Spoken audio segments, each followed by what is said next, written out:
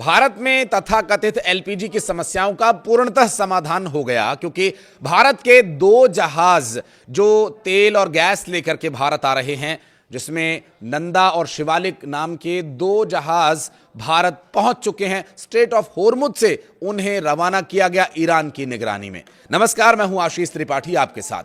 भारतीय कूटनीति का पूरी दुनिया में डंका बज रहा है, इस बात में कोई भी शक शुबा नहीं है।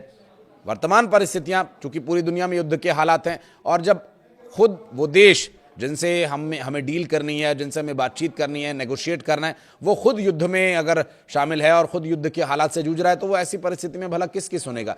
लेकिन भारत की ईरान ने सुनी, और भारत और ईरान के बीच एक बहुत बड़ी डील हुई है।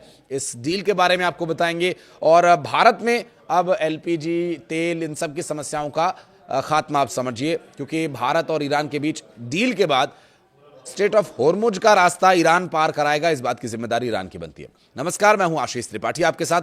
पश्चिम एशिया की स्थिति भयानक बनी हुई है।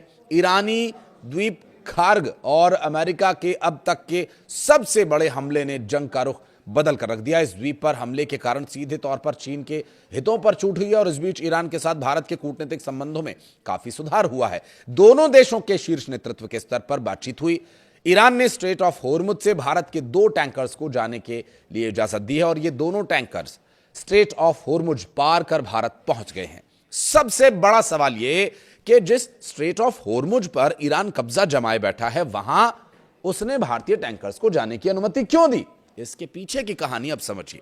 सामरिक मामलों के जानकार या विशेषज्ञ ब्रह्मा चिलानी ये बताते हैं एक्स पर एक पोस्ट के माध्यम से, भारत और ईरान के बीच एक डील हुई है।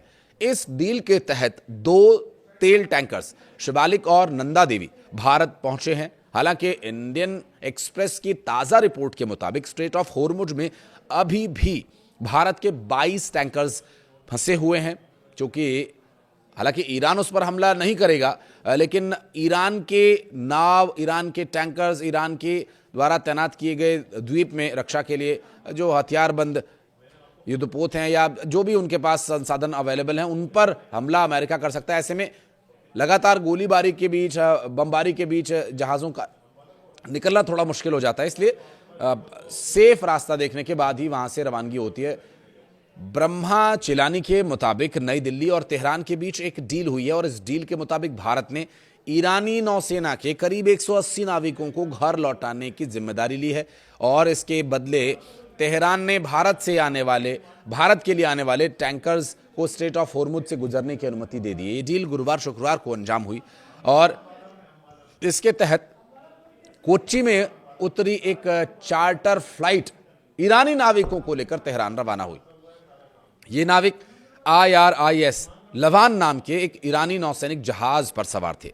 अमेरिकी हमले के बाद यह जहाज कोच्चि डॉक हुआ, और यह पूरा मामला IRIS डेना की घटना से जुड़ा हुआ है। 4 मार्च को अमेरिकी सबमरीन USS चार्लोटी ने हिंद महासागर में ईरानी फ्रिगेट IRIS डेना को डुबो दिया था, जिसके बाद एक बड़ी समस्या ईरान के उन सैनिकों, नाविकों के लिए हो गई थी जो उस वक्त बिना किसी मदद के मझधार में फंसे हुए थे, और लिटरली मझधार में फंसे हुए थे।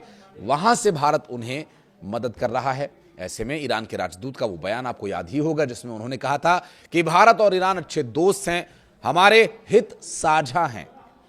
देखिए, अंतर्राष्ट्रीय स्तर पर यही सबसे ज्यादा महत्वपूर्ण होता है कि दो देशों के जब हित साझा होते हैं तो वो मित्र होते हैं, लेकिन कहीं अगर दोनों के हितों में टकराव हुआ तो समस्या बढ़ती है, जैसा कि इस वक्त अमेरिका और ईरान के बीच ठनी हुई है। जबकि अमेरिका से ईरान की कोई दुश्मनी नहीं थी, लेकिन इजराइल के कंधों पर रखकर बंदूक चलाने वाला अमेरिका, चूंकि इजराइल को तो सीधी समस्या है।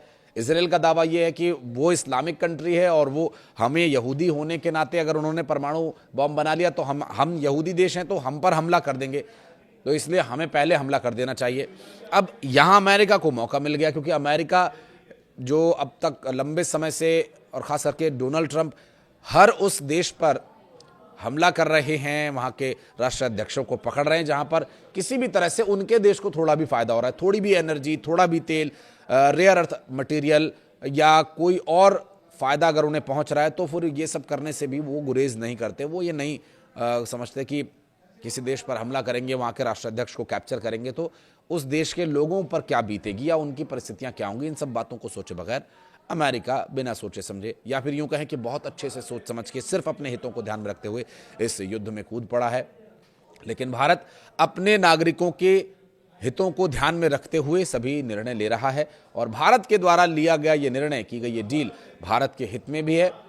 हालांकि अमेरिका की तरफ से अभी तक इस पर कोई प्रतिक्रिया नहीं आई है और शायद न भी आए। वीडियो को यहां तक देखने के लिए बहुत धन्यवाद। कुछ कहना चाहें तो कमेंट सेक्शन में आपके लिए दरवाजे हमेशा खुले हैं।